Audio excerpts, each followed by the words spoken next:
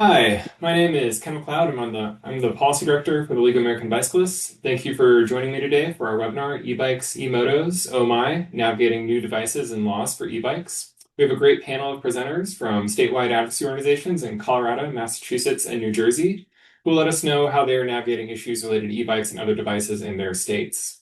I expect that there will be many questions, and I encourage you to use the Q&A tool to ask your questions. Whether or not we can get to them, we're very interested in what you'd like to know about issues related to e-bikes and other devices. Before we get to our incredible panel, I want to provide some background information that hopefully helps ground this discussion. So when I say e-bike, I mean a low-speed electric bicycle as defined by federal law. Federal law defines a low-speed electric bicycle as a product regulated by the Consumer Product Safety Commission, which is inclusive of all three classes typically used in state laws. The federal definition includes a maximum motor power of less than 750 watts and a maximum speed of 20 miles per hour when an e-bike is powered solely by its electric motor. Class 3 e-bikes with top speeds of up to 28 miles per hour are allowed under this definition because they only provide that speed when a rider is pedaling. The Consumer Product Safety Commission, or CPSC, is the primary federal regulator of e-bikes. The other federal regulator to know about in this space is the National Highway Traffic Safety Administration, or NHTSA. NHTSA has traditionally regulated motor-driven bicycles used on public roads with speeds of over 20 miles per hour, but has not adopted any new regulations or taken any specific actions related to the rise of e-motos that exceed the speeds of the three-class system for e-bikes. We will make our slides available after this webinar, so you can review these resources linked here and elsewhere. The League of American Bicyclists is an active supporter of federal legislation to better regulate e-bikes and e-motos. There are a few active bills, but I want to highlight the Safe Speeds Act, which would require the uniform labeling of devices. This is bipartisan legislation that can make device identification much easier, one of the most pressing issues that I hear about from law enforcement, consumers, and emergency responders. At the state level, the most important thing to know is that a majority of states have adopted the three-class system for e-bikes. Class 1 means a top speed of 20 miles per hour, and you must pedal. Class 2 means a top speed of 20 miles per hour, and you can use a throttle. Class 3 means a top speed of 28 miles per hour, and you must pedal. Each state has different rules regulating each class, often with restrictions on access, requirements for helmet use, and other class-specific rules. State legislatures and advocates have been very active on e-bike regulation. This slide shows 7 notable recent laws from throughout the country. States like Washington, Illinois, and Delaware have strengthened differentiation between e-bikes and faster e-motos. Hawaii has adopted the three-class system. Oregon adopted new definitions for micromobility devices, including e-scooters. Florida passed a sidewalk speed limit bill for e-bikes, only to have it vetoed. And California has fended off several restrictive e-bike bills and hopes to strengthen the differentiation between e-bikes and faster e-motos. At the local level, we are seeing a variety of regulations and programs to address e-bikes and other devices. Concerns can range from battery fires on campuses or in apartment buildings to labor laws for delivery riders, speed limits for shared use paths, and outright bans in some localities or by some school systems. This webinar is focused on the state level, so please let us know your questions about local issues or programs in the Q&A tool or in the chat so we can hear about those issues for the future. Finally, I want to note a few other issues related to e-bikes and e-motos. E-motos are currently not specifically defined or regulated at the federal level, and many efforts are being made to regulate them at the state level. While existing moped and dirt bike laws can apply to them, most jurisdictions have found existing laws are not enough. I've heard from law enforcement, first responders, and emergency medical care providers that we need stronger and more consistent identification for e-motos, one-wheels, e-scooters, and other devices so they can do their jobs better, treat patients better, and provide better data that informs policy. In speaking to emergency medical care providers, they have also stressed that helmet needs are evolving and that there is a need to educate the public about how different helmets are appropriate for higher speed e-bikes and e-motos. So with that background, I'm very excited to turn it over to Pete Piccolo, the Executive Director of Bicycle Colorado, to talk about their work related to e-bikes. Thanks, Ken. Let me pull up my screen. Just a thumbs up from somebody who can see the screen. We're going to great. Well, hi everyone. It's a Pleasure to be here. My name is Pete Piccolo, Executive Director of Bicycle Colorado.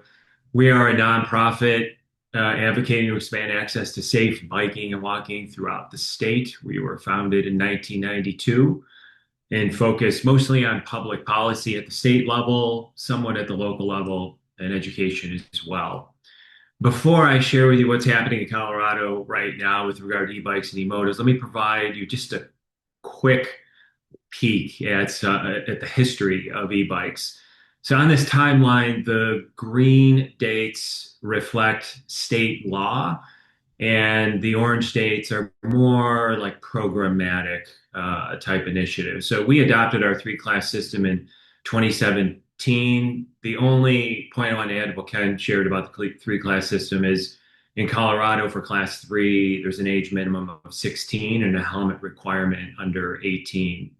And then in 2022 and 2023, the green dates, state law, we passed legislation to establish rebates and tax credits. In Colorado, most of our kind of e-bike incentives are through the Energy Office. We've gained, quite a bit of traction in introducing e-bikes, expanding access to e-bikes, not through our transportation department or our parks department, but through our energy department, through climate initiatives. And then for a couple of the programs, I mean, really what we aim to do is socialize e-bikes as a viable means of transportation for people of all ages and abilities. And some of those programs were an on-ramp to legislation, like in 2020, running a pilot program to understand how e-bikes impacted transportation choice, which set the stage for the 2022 incentive. And then in 2025, just last year, we passed an e-bike safety law, which essentially made it illegal to market e-motorcycles as e-bikes and also clarified our labeling requirements. So the law is not being enforced in Colorado, at least not yet. We have a sign-on letter circulating at this time that we will send to the Attorney General, urging him to take action similar to what we've seen in California and I think maybe in New York last week. So I feel like we've done a really good job in Colorado framing e-bikes favorably. Yet public sentiment is beginning to shift, and that shift is reflected in these two pie charts. So these pie charts reflect the number of news articles in Colorado in 2021 is the left pie chart, 2026 is the right pie chart, and whether those articles were negative, positive, or neutral. Red is negative, green is positive, and yellow is neutral. So the first number that jumps off the page, for me at least, is the number of articles. In 2021, there were 588. In 2026, going back from, actually pulled this data last week, so it's 12 months prior, a little bit of 2025, over 3,000 articles. And then the percentage of negative articles increased from 13.1% or 77 articles in 2021 to 23.1%, 713 negative articles over the last 12 months. So that's concerning. And the question is, what is contributing to that? And a lot of it does, we believe, come back to e-motos. My slides are a little messy here. I thought I edited these. So I'm focusing on this graphic right in the middle with the bike. So 2 weeks ago, and this is just one example of how information is shared in the public square that kind of shapes public perception on e-bikes and e-motos. So Children's Hospital in Colorado, I think one of the largest hospitals in the state, published data showing that there was a 184% increase in traumatic e-bike related injuries. Now, we've had 3 meetings with Children's Hospital over the last 3 weeks about legislation in 2027, which I'll wrap up speaking to. But they cannot differentiate these emergency room visits between e-bikes, e-motos, and scooters. And so this data received an enormous amount of coverage earlier in the month. Essentially, every news outlet published this. And then, e-bikes, are they the problem? We have a lot of, not, I shouldn't say a lot, but more and more local law enforcement agencies are beginning to step into this. And there's confusion about e-bikes and e-motos. And this is a post from yesterday by a local police department. There were three kids riding e-motos. So kudos to the law enforcement calling out that they were e-motorcycles, not e-bikes. And then they call the e-motorcycles off-highway vehicles, which are defined in Colorado statute and are not allowed on roadways. So they got that correct. But then in the second to last paragraph, the officer notes that they ticketed the kids for not having a driver's license, no insurance, and no registration, and for careless driving because they were operating a motor vehicle, which has a different definition in Colorado statute. And what's interesting, we're seeing more and more of this, is the parents were ticketed as well. But this post, while I think it's interesting and one would argue represents some like movement in the right direction to clamp down on e-motos, is riddled with confusion. So as we address this, take steps to address e-bike safety, e-moto safety, I think many of you on the call would agree that legal e-bikes have brought enormous benefits to riders across the country, certainly in Colorado. Yes, safety is a real concern, but we want to be sure that as we address the safety concern, we essentially don't throw the baby out with the bathwater. And so to wrap up, just to share with you what we're thinking about. First, public policy, in our opinion, is only one solution among a portfolio of solutions that need to be deployed. We're looking at solutions in infrastructure, in state laws, in local ordinances, working with law enforcement, and then sharing knowledge, which for us is public education as well as public awareness. And much of this work happens at the state and local level. So a lesson for us is to get ahead of this and engage the community early before, other stakeholders who have a different idea of what the solution may look like engage us. So over the last 2 months, we've spent an extraordinary amount of time talking with hospital, school, law enforcement, bike shops, climate advocates, Safe Streets advocates, everyday bicyclists, and elected officials about what the problem is and being certain that we are defining the problem, for us at least, starting with e-motorcycles. Numerous meetings we've had, the stakeholder enters the conversation viewing the problem to be something different. So what we're thinking about, and a shift for us in legislation in 2027, and there will be a bill, so this would be our fifth e-bike related bill since 2017, is we thought that by clearly defining e-bikes and labeling the bill we passed last year, that would be enough, kind of like just protect the e-bike space. But we've come to the conclusion that we actually have to now define these other devices, and specifically e-motos. And then our thinking has evolved further over the last 2 months that defining e-motos in Colorado law is not sufficient, but that we want to create a pathway to ride these devices legally, starting with treating them as OHVs and potentially taking a step further and treating them as motor vehicles. Our bill will include some parent accountability language. We're going to try to expand access to e-bike education. And then we're exploring an e-moto fee to fund that education, to fund a buyback program. And then separately from state law, we are supporting local ordinances. I'll wrap up by sharing a word of caution, which I know my peers in other states, a number of you have been grappling with, is as we have been working on this bill, we are also dealing with restrictions to legal e-bikes. So a couple stakeholders want to ban class 2. Some want to ban class 2 for youth or extend the class 3 16 minimum to class 2. The hospitals want to implement a mandatory helmet requirement for all bikes under 18. And then some want to restrict access to class 1 and 2 for kids riding on roads. So kids of a certain age TBD, would be prohibited from riding their e-bikes on roads. So I'll wrap up with this thought. I mean, for us, the lesson is you have to get ahead of it. Because if we were not doing this engagement that we've been doing, it will come to us. There will be a bill, and there's a good chance that the bill would fall short of our expectations. Awesome. Thank you for sharing all that. It's amazing to see how iterative this is with a bill every other year, just to kind of keep up and try to stay ahead.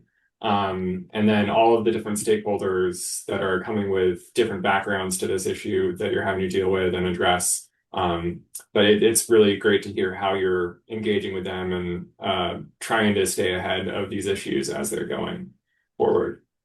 Um, our next speaker is Galen Mook from MassBike, and very excited to hear his presentation, which will talk a little bit more about the future of transportation and these devices. I believe you're still muted. But now you can hear me, I hope, right? Excellent. Can you see my screen title slide? Yep. Thanks, Ken. Thanks, Pete. And proud to be joined by Deb from New Jersey, too. So I think you're getting a nice packed agenda today of three different examples of what's going on statewide. And I think this is a good segue from Pete's presentation of how they're playing whack-a-mole in Colorado with every legislative session, adapting to the new initiatives that are being written out there. I'll take a little bit of different approach of what we're doing in Massachusetts. So my name is Galen Mook. I'm the executive director of the Massachusetts Bicycle Coalition. We're known as MassBike. We've been around since 1977. So next year is our 50th, by the way. I've been around for about 8 years in this role, and we've been doing e-bikes pretty much since day one of when I took over in 2018. A little context of where MassBike and Massachusetts has been. In 2022, we did pass e-bike definitions in our vehicle definition statute, but it only covered class ones and class twos as we know them for the federal standards that top out at 20. Class three e-bikes are in a gray area, as are electric skateboards, electric scooters, and all the rest. So what we've been trying to tackle here in Massachusetts has been a little bit more holistic because though we have a year-round legislature, it takes a lot of effort and a lot of time to get statute passed regarding definitions. And so what we've been doing in Massachusetts, I will detail a little bit in my e-bike E-motos. Oh my. And thanks, Ken and the League, for always supporting all the work we're doing and having me here. Let's see if I can get a click here. Boom. So in 2023 to 2024, we established a commission legislatively that was to be led by Mass DOT, which this is the legislative language. And instead of the legislature going ahead and trying to define class three e-bikes that MassBike was attempting to do, or really tackle some of the other scooter issues that are popping up, they decided to kick the can a little bit to a commission. Now, most folks who are participating in state bureaucracies feel that commissions are where good ideas go to die. But this commission was actually fairly robust. It took place over 8 different sessions last year in 2025, had 15 different official members. We produced a 117-page report, which I'll try to throw in the chat, or maybe Marley can, of a blog post to it. But what's important about this commission that I think I want to highlight is one, it reviews the current law about where we're falling flat with micromobility holistically. Two, recommendations that we might need to create in order to effectively rein in some of the Wild West and anarchy that we're getting out there on our roads and sidewalks and pathways. But in my mind, and this is a little bit of a segue, I'll kick it to Deb after I'm done, but we were charged with expanding micromobility use. So where can we think of innovation for municipalities to actually get more people to ride these devices, which I think was a very important legislative piece of language because as I'll go through some of the regulations, we're not punitive and we're not about shutting it down. We actually have a DOT and a legislature that is trying to expand the adoption of micromobility because they're bought in, which is great. So what have we done with this commission? We reported out in January of this year. MassBike was a seat on it, but it was led by Mass DOT. And a lot of this language and slides I'm stealing directly from the report. The first charge was to figure out where our current statute is not really lining up with reality. What's a moped? What's a motorized bike? What's a scooter? And all of that were defined more or less in the 70s. And so if we're seeing these, for instance, the kick scooters that we're out, you might see them around and even shared mobility companies. We don't have a actual legal place for these to land. So we really do need to think about what is missing in order to even match what people are already riding around. And so we spent the majority of last year really kind of poking holes in what's out there and where it doesn't match up with current statute. The second charge for us was to build a speed-based criteria schema. And this is where the real meat of the current legislation, which is pending, will go, which will define micromobility. So not just e-bikes, not just e-motos, but really everything from human-powered mobility all the way up to electric motorcycles that you might be able to have on our highway systems. We wanted to tackle this holistically. We didn't want to have to come back every session or two and say, oh, well, that's a scooter, but it's a kick scooter, but it's a stand-up scooter, but it's only got one half of a handlebar and only a left turn signal. Where does that fit?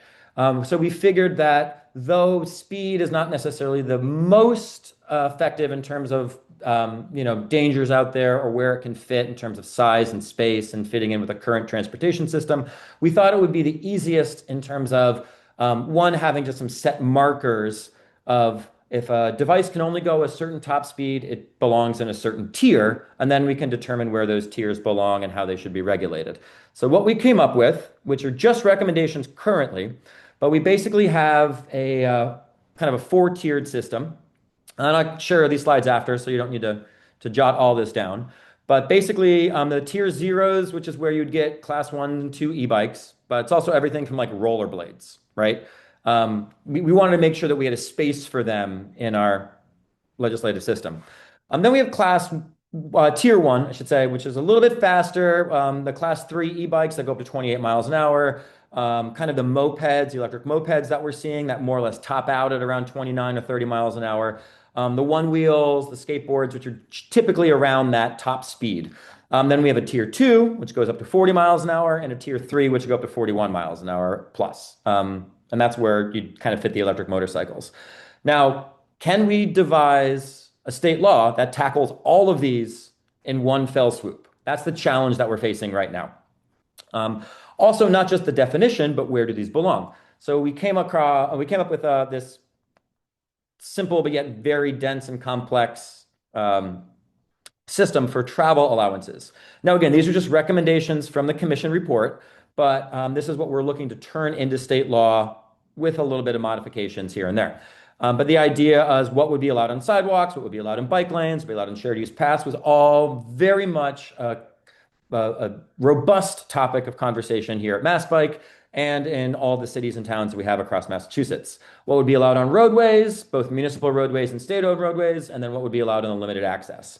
So this is basically where you can use these devices, and again, more or less chopped up in terms of the tiers. The next would be the device requirements itself. Would it have to have a horn? Would it have to have lights? Would it have to have turn signals? What kind of battery standards are we expecting? And this is, again, a lot of dense information yet to fully go into formation of state law, but this is generally, we think that we're kind of covering all of our bases with what each device will be required to have in order to fit into a system of safety on our road, streets, and pathways. And then lastly, the operational requirements. Do you need to have a helmet? Do you need to have some sort of education form? Do you need to have insurance? And at different speeds, we were determining, yeah, you should probably have insurance if you can go more than 30 miles an hour. You should probably have an RMV, a Registry of Motor Vehicles, should have some sort of purview. And what's important about this table here is that last column of a micro ID or decal, which is a product yet to be invented, but we were talking about somewhere between a license plate and an RFID chip. How can these be both tracked in terms of if there was a crash and a crash report, but then also what would be required if needed to be sold, and so that we're actually getting good data of what devices are being out there in our world in Massachusetts. So that's kind of the three. It's the travel allowances, what the device would require, and then what the user of that device would then have to be responsible for. And then the third recommendation that we have from the commission report is what does this micro ID look like? And my research, I think we might be the first state to really be pushing forward some sort of registry for these devices that would go up to the higher tiers.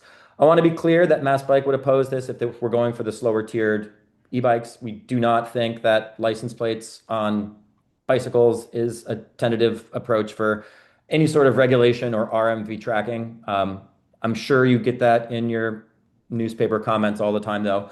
But this would be, again, for faster devices, but aren't quite motorcycles. Is there some sort of middle ground that we could come up with, which would help with identification and so specifically around enforcement? Again, this is yet to be developed, but this is kind of where we're at with the state. I think this is pretty cool if we can move this forward now that we have some cool technology. And what does this actually look like? TBD. So where did all these recommendations end up? Currently, we have a active legislative session. The governor herself, Maura Healey, filed an act to enhance the safe use of micromobility back in May.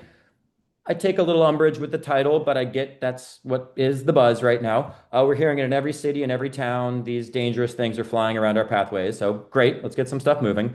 But essentially, this bill covers the basis of at least the first three recommendations I just referred to. And it's important to note that these two photos that we have at the bottom are part of what Mass Bike was doing back in 2022 to get the original e-bike bills through, is really kind of make this known to the legislature. We had legislators themselves hop on these bikes, try these bikes out, and I guarantee you, if you get the chair of the Transportation Committee to ride a Class 3 e-bike, they're not going to say that these things should be banned everywhere and they need to have insurance and you need to have a license plate on them. So getting firsthand experience in the legislature is one of my recommendations of making sure that they care about doing this right and they don't just have a knee-jerk reaction to try to ban these everywhere because, oh, they're using them to get to their ice cream store with their granddaughter.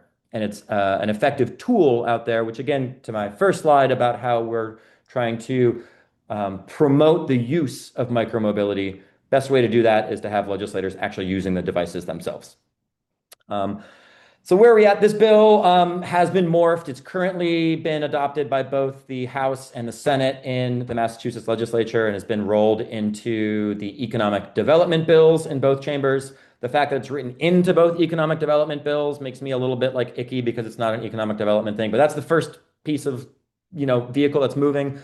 We are very hopeful that that bill will be will move this session and includes in the body of the text basically the tenets of the speed-based criteria schema that we're trying to seek for all micromobility. And then once that bill's out, what do we do with it? There's also in that language, legislative language, a formation of a future commission. Gotta love a new commission. A new commission that would kind of tackle the bullet points that I have listed here and more, due potentially to report out at the end of 2027. Are we able to influence engineering and design guidelines? For instance, is a 10-foot wide pathway enough? Probably not. We might need to think about how we're kind of planning ahead for the next 50, 100 years worth of these devices out there. What kind of RMV regulations are going to be required? How are we going to staff that? How are we going to fund that? Can these be included into fleet vehicles? Can municipalities start to use the little K trucks or bike share to really do their daily tasks? I think that's really cool. We got e-bike incentive programs that are also being promoted. We followed the Colorado model where we are doing point of sale rebates for low income riders out there, which I think is really great. E-bike share is potentially also going to be rolled into something that the state can start to support. So we're really kind of getting these out there. And the list goes on and on and on. It's just endless. But the first thing we want to make sure that we get right is, can we name and identify what these devices are in a way that doesn't prohibit the use of them? And then from that, we can kind of go into some of the nitty gritty.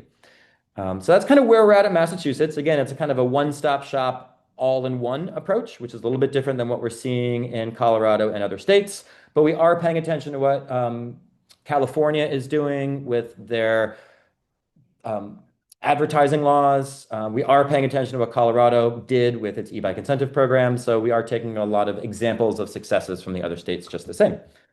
And that's kind of where I'll leave it. I know we want to do a lot of time and space for Q&A. So I'll thank Ken and I'll pass it back to you. Yeah, thanks for sharing. And I think it's a really interesting idea to try to take that holistic approach and find these kind of buckets for the wide variety of electrically powered devices that we're seeing on our roadways. So I really appreciate Massachusetts trying something different, and I hope it works out. And then definitely seeing the kind of license plate ID thing and wanting to keep that away from human-powered bicycles and like class one low-speed e-bikes, I think is something that I definitely agree with and is part of the difficulty of regulating these new devices and regulating them appropriately based on different speeds and the dangers that they most might pose to people. Which is maybe a good lead in to our final presenter, Deb Kagan, Executive Director from the New Jersey Bike and Walk Coalition. Jen, Take it away. thank you. Hang on. Hi, everybody.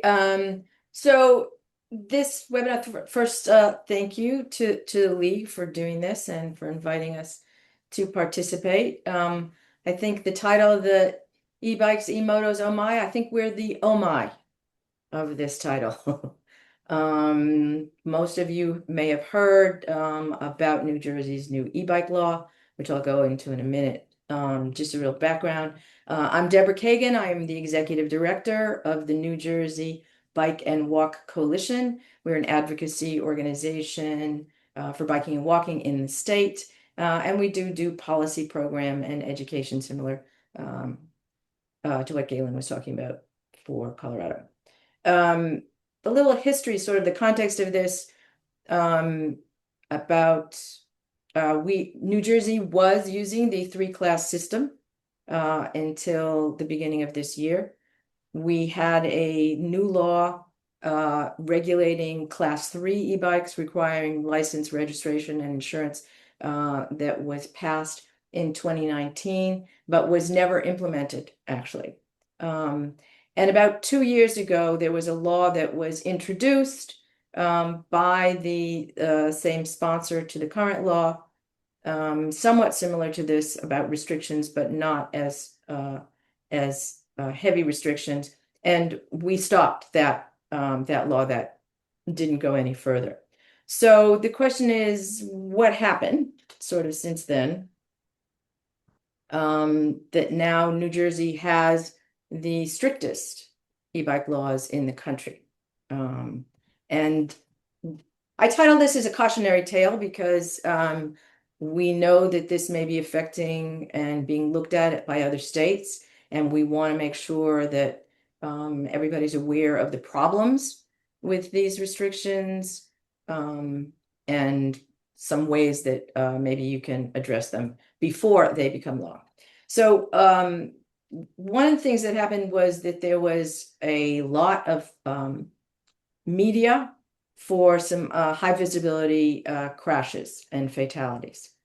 And they happened to be some of the most hyperbolic sort of stories that made the media happened to be in the district of our Senate president, President Scutari.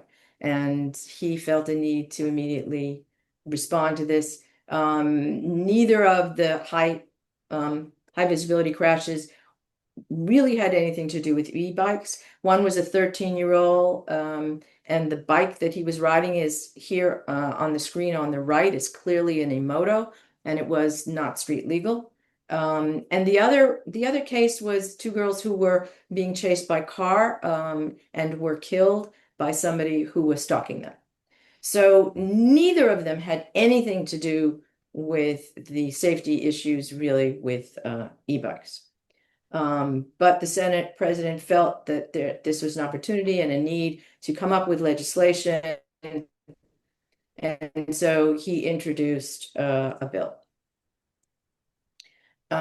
This bill, the approach to this bill was a major change for mobility and transportation in the state, and it became law in a matter of months. It was introduced in November of last year during lame duck. And so everything moves very quickly in lame duck with very little discussion and conversation about it. Sort of the opposite approach, I think, to what Galen was just describing for Massachusetts, right? There wasn't a commission, there wasn't a lot of discussion. This moved really quickly. We started a campaign to oppose the bill and educate legislators around it. It cleared the Senate in December. By January 12th, it had passed both houses. And by the 19th, it was one of the last things that our former governor did to sign it into law, which we were not happy about. It took 74 days to do the whole thing. And in 6 months, the compliance deadline, which was just passed July 19th, so compliance has started. So incredibly fast, not a lot of discussion, not a lot of research, not a lot of thought to this law. What does the law change? It replaced the standard 3-class e-bike system with 3 new categories. One was low-speed electric bike, and the law is very confusing, and the descriptions of these are very long, so I'm not going to bore you all with the legalese, but just basically, it's a local low-speed e-bike, which was basically a former class 1, pedal assist only, motor assist ends at 20 miles an hour. 2 includes motorized bicycle category, which was former class 2 and 3 together, throttle powered bikes up to 28 miles per hour, with pedal assist from 21 to 28, and a new category of electric motorized bicycles, which strangely they decided must have fully operational pedals and more than 750 watts, exceeding 28 miles per hour. So sort of a strange restriction of what a general e-moto category could be. So what are the requirements? Basically, they have put all e-bikes in a category that has to be registered and have a license in our Motor Vehicle Commission, or MVC system. There's a minimum age requirement, so no one under 15 miles an hour can legally operate any e-bike in the state. If you are between 15 and 17, you need a special license. You need to take a special test, including a road test, in order to get a permit to ride an e-bike. And you need to register all e-bikes, including low-speed e-bikes, and motorized bicycles require insurance. So there is not insurance for the low speed, although that was confusing in the beginning. I've been through the registration. They give you stickers that you have to put on your bike. So in addition to this, there was a whole question about people who are coming from out of state that don't have these kind of restrictions. What are they supposed to do when they get to New Jersey? And it was the determination of the Motor Vehicle Commission that they had to register their bikes in New Jersey. So just to give you an idea, you're coming for vacation on the Jersey Shore, you're bringing your e-bikes with your family, you're supposed to go to Motor Vehicle Commission and register them, which could take, as we all know, motor vehicle sometimes takes a while, could take several hours. Not likely to happen. The only exception to this is that bike share, that's government sponsored, which in New Jersey it means City Bike, in Hoboken and Jersey City is exempt from these requirements. They register their own e-bikes. So there were a couple of things that this law did which we thought were okay.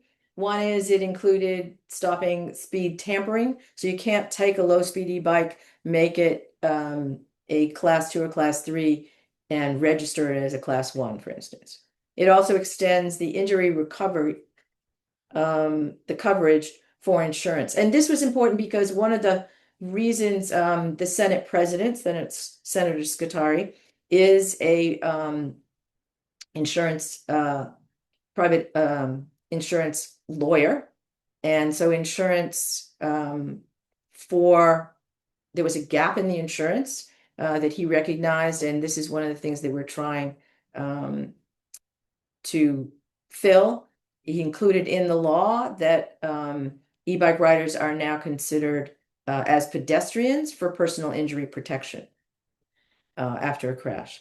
And there are some restrictions on online sales. They're supposed to be only for the first year, and so far there has been zero plan for enforcement of those restrictions. The law is really unclear. It's created a lot of confusion. There's very uneven implementation. There's things happening like you go to register your bike and they're requiring you to have a receipt of sales, and if it doesn't include the sales tax on that receipt, they are charging people sales tax at the point of registration. Doesn't matter if you got your e-bike 8 years ago and you wouldn't have that receipt necessarily. They are charging people sales tax. There's conflicting information between the state statute, the MVC guidance, and a lot of social media that law enforcement has been distributing. Unlike our safe passing law, which we got passed in 2022, there was like nobody talked about that. Now law enforcement has sent out social media almost like the day after across the state with conflicting information about what is legal and what is not legal, which has caused a lot of problems. Uneven registration problems. One of the things where people are sharing their stories, people are going to motor vehicle to register their e-bikes. They're registering. We have seen examples of registering Surons, which are E-motos, right? That can go 40, 50 miles an hour as low speed e-bikes. So there's tremendous confusion. There is no training at MVC of staff. They sign a document. You sign a document that says this doesn't go over 20 miles an hour and you get a sticker. So we are actually putting illegal devices on the street with legal stickers, legalizing them, which is a big problem. And there's confusion about enforcement. There's not consistent enforcement across the state. And law enforcement, it's very local, it's not consistent, and we've just begun the enforcement period, so we're not sure exactly where this is going to go. The consequences of this law are really falling hard on people who make a living using their e-bikes, people who use this as their basic transportation, older adults who require some help with transportation for either health or independence. A lot of communication from the disability community. People who cannot get driver's license cannot now legally ride e-bikes because of their disability. They may not be able to get a driver's license. This has really cut into the disabilities community's ability to be independent for no reason. And there's a significant impact on local bike shops, which then has a rippling effect on small town, particularly local economies. We're hearing 40 to 50% decline in business at local shops, and some local shops being forced to close. There's also, we're waiting to see some of the numbers on tourism. We've heard anecdotally, people don't want to come to New Jersey because it's a problem. I don't want to bring my kids with my 3 bikes or 4 bikes to New Jersey. It's a problem. And so tourism, particularly in the summer and on the shore, is a big part of the economy, local economy. We think that's going to have a really negative impact. So the law leaves behind all the things that you've just heard, some of the recommendations for regulating high-speed e-motos. The false advertising is not being really addressed. Some of they're supposed to be illegal to get online. That's not being implemented. And the ads are all putting forward, oh, we're coming back to school. You should get this great e-bike. There's no education. The parents are buying them without understanding what these devices are capable of, and there's no regulation. So there's been a tendency to blame teenagers, like, oh, it's the crazy teenagers that are bad behavior. Well, the teenagers are being given devices that should be regulated without education and then expected not to be teenagers. That's not a good approach to policy. And it's not going to get us safer streets, nor safer for the young teenagers that are riding these devices. We have had a prolonged campaign since the fall of opposing first the bill and then the law. We've organized, we have a coalition, we've proposed solutions, we are working with legislators, including with the support of People for Bikes has been very helpful with some of the legislation that we've been working on. We did have a rally. That photo you're looking at the bottom was a rally we had at the State House. And thank you, League of American Bicyclists, for Bill Nesper came and spoke. We really appreciated that support. And we had several legislators that spoke at that time as well. We have created an e-bike resource center, and I believe the link is in chat if anybody wants to take a look, so that we could be providing information to everybody with updates to the law and an opportunity for people to write their legislators, to give us their stories about how the law is impacting them, so that we can use that going forward for new legislation. And there's also a map that people can put on points where they've had incidents with either enforcement or with registration. So very quickly, we want to put forward legislation, very much what Pete and Galen have been talking about: removing licensing, registration, and insurance requirements for low speed or the pedal assist under 20 miles per hour, close the regulatory and enforcement gaps for the high-speed E-motos, regulate online and retail sales of high-speed devices, conversion kits, and clear labeling for street legality information for everybody, including enforcement, and funding of school-based education for parent and rider and outreach and driver education. We are currently in conversations with our Division of Highway Traffic Safety about trying to do a statewide safe cycling course, and we've been doing webinars about safe cycling for parents and more about what devices are safe for their kids. This is all in the context, just briefly. New Jersey has one of the highest crash rates. 30% of our fatalities are pedestrian or cyclists. This is a graph that shows since 2001 up to today. You can see it hasn't changed significantly. And we are expecting, again, significant fatality rates this year. So this is all in the context. There's a lot of focus now on e-bikes and the danger of e-bikes and fatalities. Those incidences are barely a percentage in what is really a traffic violence crisis in our state.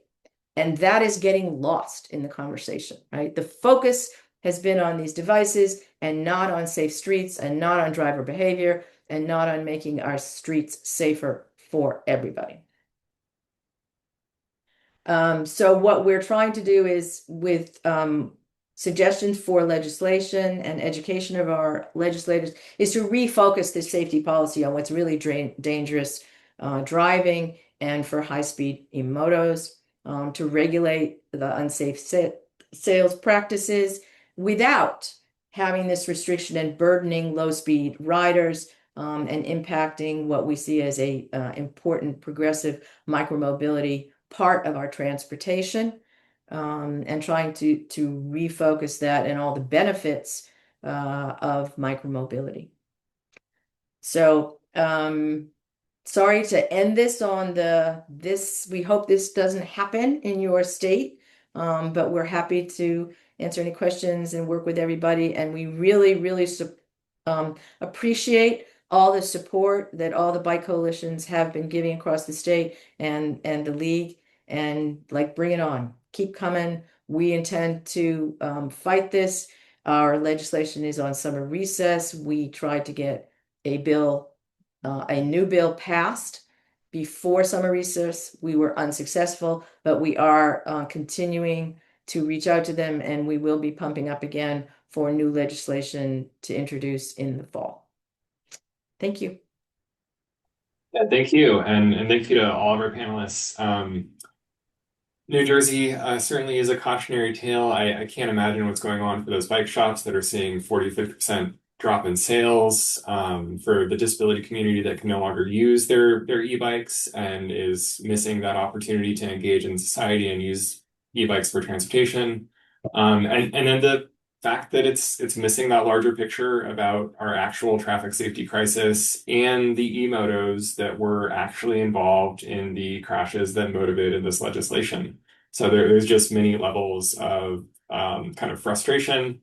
And when I hear people talk about it being common sense to license, register, and have insurance for e-bikes, I think it misses that broader picture of what our actual road safety crisis is and how, sure, faster, more dangerous devices, that regulation is perhaps justified, but you want to have lower speed e-bikes accessible to people without those barriers so that people are going to have an incentive to choose the safer, slower e-bikes. So yeah, thank you for sharing all of that. I know we have 9 minutes left and there's a lot of questions, and I want to thank everyone for providing those questions. I'm going to encourage you to continue asking questions, even though we will not get to them, because we will be able to look at them. It'll be very helpful for us to understand what questions you want answered in the future about e-bikes and other devices.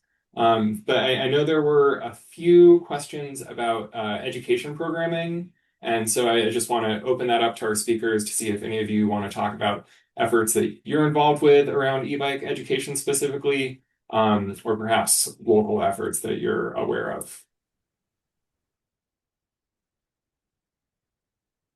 So I'll just start very quickly. We have been doing webinars, sort of showing people, parents, law enforcement, and schools where some of the resources are for good, safe e-bike cycling. We've been using the smart cycling curriculum, and we're now in conversation with our Division of Highway Traffic Safety. Like I mentioned, there's an interest in putting together possibly a statewide level program for that curriculum, for the safe cycling type curriculum.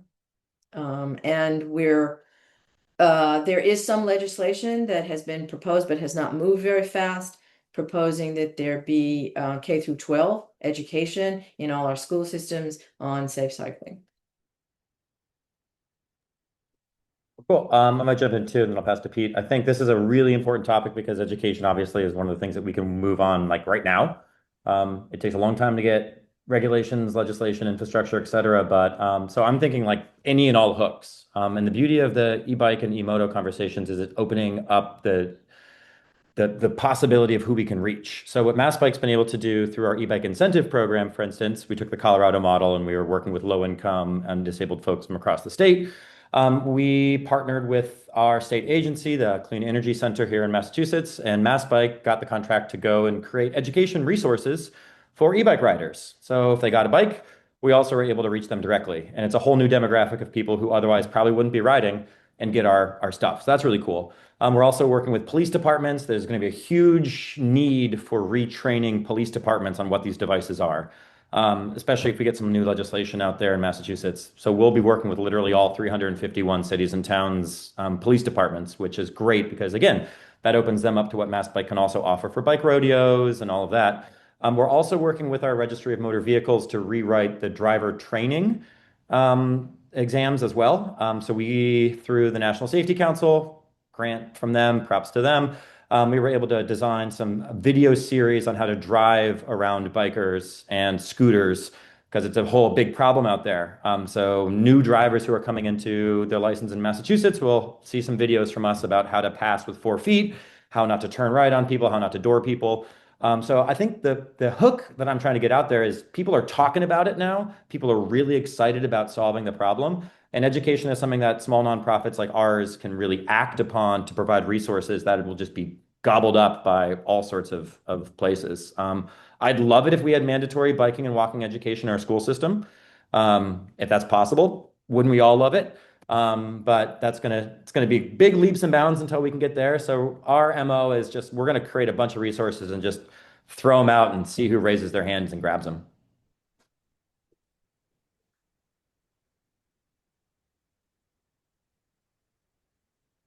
Pete, do Cool. you want to weigh in? That's a good answer from Devin Gowns. Maybe you can knock out another question before we all have to hop. Yeah, there wasn't one specific for you actually about how you're dealing with Jeez, parental no. responsibility, which I do hear out there, and I do hear a lot of concern for the youth.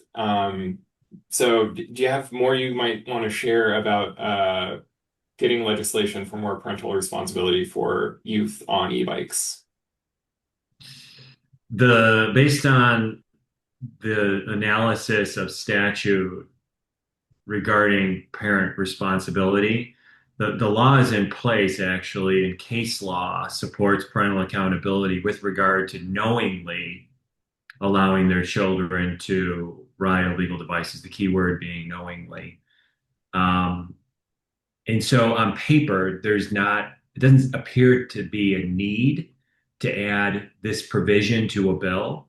Nevertheless, there's value in education through legislation. And I think we've seen this in some other bills, perhaps, where there's going to be probably a paragraph in a Colorado bill highlighting parental responsibility. There are two other layers of accountability that more likely than not, we're not going to grapple with this coming session. Again, there's case law. Parents liable for the driving behaviors or the riding behaviors of their children, traffic violations. Child runs a stop sign, let's say, and gets a ticket. Is the parent accountable? And then is the parent accountable for harm caused by the choices their children make while riding a device? I think we saw this in California, perhaps in April. A 14-year-old hit an 81-year-old who died 2 weeks later, and I think the mother was charged for manslaughter. I don't want to misspeak. Um, so we're going to focus on just knowingly allowing children to ride illegal devices and probably have some informational language just highlighting parental accountability. That's Colorado. Again, each state would have to look at their statute and assess parental accountability. Awesome. Thank you for sharing that.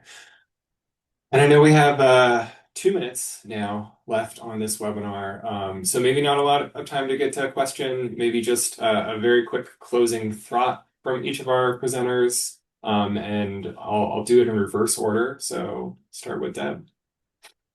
Yeah, I think that where we're headed is to really try to educate people more on the benefits of micromobility and e-bikes and the importance it is to our transportation system, and when we restrict it, who we are actually impacting.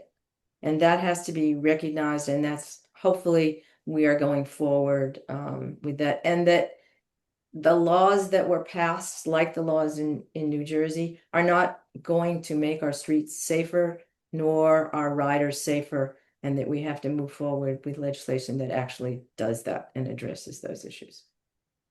Absolutely. Thank you. And Galen? Yeah, I think to put into context, like this is really where we want the future of transportation to go. So we were thinking, we're not just playing catch up to where we are now, but where do we want to be in 50 years, 100 years, and to think holistically, systemically. Can this integrate into transit systems? Can this integrate into a real networked path system that we're going to be building out in the next 50 years? So plan now for where we want to be so that we don't limit ourselves and preclude how we really want to expand individual choice for mobility going forward. Love it. And Pete? I like what Deb said earlier, which is before we jump into solving this problem, let's zoom out and remind ourselves how people are getting killed. Like it's pretty rare still that you have a child on an e-bike or an e-moto hitting somebody and killing them. And let's just not lose that perspective. And then second, don't underestimate who cares about this issue, the wide variety of stakeholders who are calling us, who have never called us before about traffic safety, expanding access to safe biking. How many people care about this? Be proactive and expansive in your community engagement. Awesome. Great thoughts. And I know there is so much more that can be said about this issue, and I know that those conversations are happening at every single level of government. We're really excited to work with our network of advocacy organizations and champions throughout the country on e-bike related issues and all other bike safety issues. And really want to thank our speakers and thank all the attendees. And just thank you for all the work that you do and all of the information that you've shared. And thank you everyone for asking questions that we will review after this webinar. So I want to thank everyone again and have a great day.